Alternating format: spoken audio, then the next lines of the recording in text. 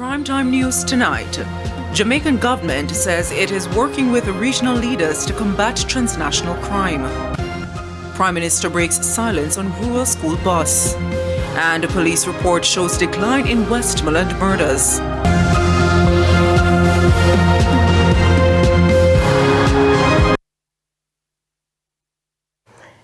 Good evening and welcome to Primetime News on air and online at onespotmedia.com, and a special welcome to viewers on TVJ International in the Cayman Islands.